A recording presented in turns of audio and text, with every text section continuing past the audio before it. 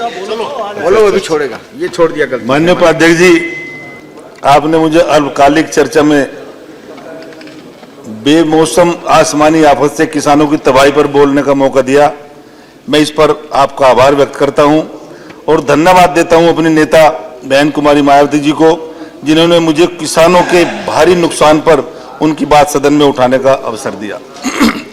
महोदय, 3 दिन से एनसीआर और उत्तरी पश्चिम भारत में लगातार बारिश हो रही है। ओले और तेज हवा ने किसान को बेहाल करके रख दिया है, बर्बाद कर दिया है। महोदय, किसान की गेहूं की फसल करीब करीब पककर तैयार होने के कगार पर थी, जिसको इस आसमानी आफत ने बिल्कुल नष्ट कर दिया। तमाम गेहूं की फसल धरती पर बिछ गई है, जिससे किसानों को बहुत भारी नुकसान हुआ है।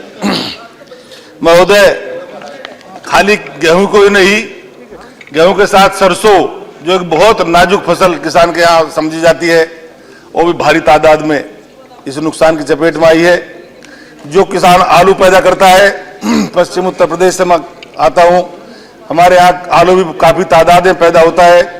आलू की स्थिति ऐसी है, खेतों में पानी खूब भर गया है, वो सड़ने के कगार पर है। किसान को डर सता रहा है कि वो हरा भी हो सकता है और उसमें अंकुर निकलने का भी खतरा बना हुआ है। महोदय, मेरा पश्चिम उत्तर प्रदेश में जनपद मुजफ्फरनगर है। मेरे ही जनपद से मेरे छोटे भाई सरकार में छोटे मंत्री हैं, बड़े मंत्री भी किसान हैं। अच्छी बात है, किसानों के दर्द को अच्छी तरह समझ सकते हैं। मैं पश्चिम उत्तर प्रदेश से आता हूं, यहाँ का किसान तो पहले से ही बहुत दयनीय स्थिति में जा चुका है। पश्चिम उत्तर प्रदेश में गन्ने की फसल भी किसान तादाद में पैदा करता है।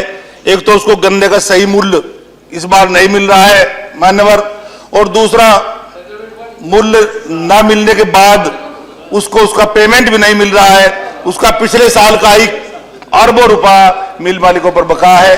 रोज किसान धरनारत हैं, परेशान है, सड़क पर हैं, तबाही की कगार पर किसान है, लेकिन उसका गन्ने का पेमेंट भी उसे नहीं मिल रहा है। किसान को उम्मीद जगी थी कि गेहूं, आलू और सरसों की फसल से कुछ उसकी भरपाई होगी, लेकिन प्राकृतिक आपदा ने उसका यह मंसूबा भी चकनाचूर कर दिया है। आज मैंने अखबार में पढ़ा, हालांकि विश्वास नहीं हुआ क्योंकि एग्रीकल्चर मिनिस्टर किसान है, लेकिन उसमें पढ़ा कि एग्रीकल्चर मिनिस्टर का बयान था कि किसान को 10 से 20% नुकसान हुआ है। और जो अभी केसरिया की कह रहे थे कि जो किसान का गेहूं धरती पर लेट गया है वो उठकर खड़ा हो जाएगा। मैं दावे के साथ कर सकता हूं क्योंकि किसान हूं, किसान का बेटा हूं। कहा, और मेरे पास जो कटिंग भेजा वो बयान दूसरा है। आप भी बोल रहे हैं, कहां बोले हैं? हमारा तो बयान यहां होना है। मैंने मेरे पास अखबार पढ़ा, उसमें बोलो, हालांकि मुझे विश्वास नहीं हुआ। अध्यक्ष महोदय, हो सकता है किसी अखबार में आया हो, तो जरा वो मिल जाए। मैं अखबार तो अभी कहीं बयान मैं अखबार दे दूंगा आपको।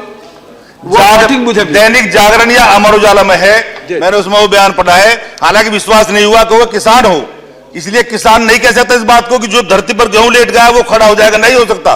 संजीव बालियान बैठे हैं, नहीं, मैं जानता हूं तुम्हारे कहने से किसान नहीं हो जाएंगे, ना तुम्हारे उसकी जरूरत है सर्टिफिकेट की, मैं जानता हूं किसान है। जरूरी नहीं है बीच से बोलना, यार बैठ के सुनो ना। अगर किसान हो तो किसान का दर्द तुम्हारे दिल में होना चाहिए।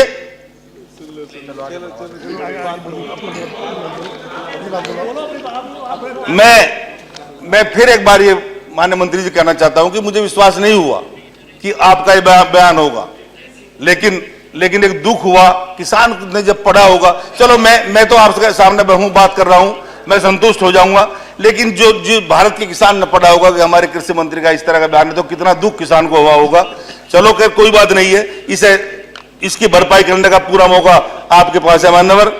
मैं इस आपदा में जो किसान के मंसूबे चकनाचूर हुए हैं, मैं आज आपसे प्रार्थना करता हूं, आपसे अनुरोध करता हूं कि जैसी स्थिति में आज किसान पहुंच गया है वो आत्महत्या करने को मजबूर है। अभी लोगों ने बताया कि गेहूं की फसल के ऊपर उसका काफी कुछ डिपेंड करता है।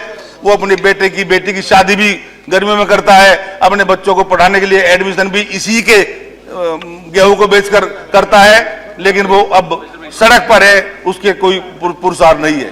मान्यवर, खाली गेहूं का ही नुकसान नहीं हुआ, जो अभी प्रमोद तिवारी कह रहे थे पशुओं के चारे का नुकसान भी हुआ है। जो गेहूं धरती पर लेट गया उसका भूसा नहीं बन पाएगा, वो भी एक बहुत बड़ी किसान के साथ सामने समस्या है। और बहुत इंपॉर्टेंट इशू है, लेकिन आज महामहिम राष्ट्रपति के भाषण पे जिस तरीके से चर्चा हुई और वोटिंग हुई, वो नेशनल न्यूज बन गई। आज सारा मीडिया उस पर आप लोग और किसानों से जुड़ा मामला है, इसको मीडिया देगा भी नहीं।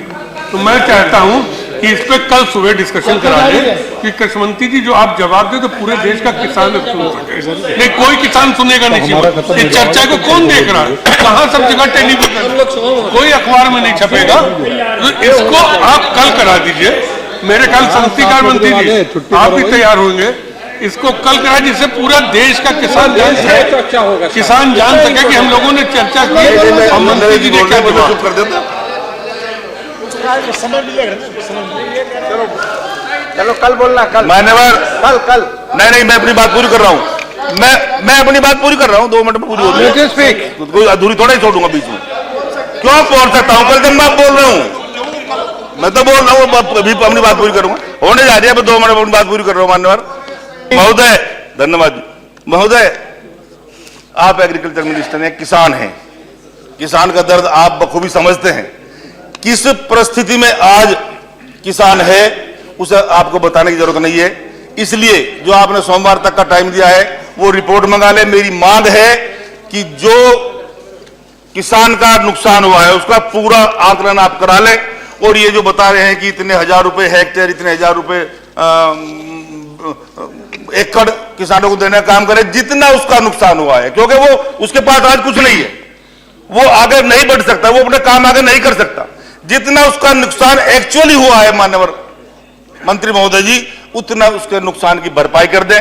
ये आपकी किसान के ऊपर बहुत मेहरबानी होगी, क्योंकि अभी माननीय प्रधानमंत्री जी जो किसानों के बारे में कह रहे थे, किसान के लिए हमारे दिल में बहुत दर्द है। आप उनसे भी बात करना और किसान का जो नुकसान हुआ है उसकी पूरी भरपाई करने का काम आप करें। किसी स्टेट गवर्नमेंट के ऊपर ना भरोसे। जो तिवारी जी कह रहे थे कि वो स्टेट गवर्नमेंट को आप 10,000 करोड़ रुपए भेज दें, आप सीधे किसान के खाते में भेजना आकलन करा के, वो ज्यादा बेहतर होगा। मैं अपनी बात समाप्त करता हूं उस उम्मीद के साथ कि जो मैंने कहा है, जो मैंने किसान की व्यथा आपके सामने कही है, उसको आप पूरा कराने का काम करेंगे। बहुत बहुत धन्यवाद।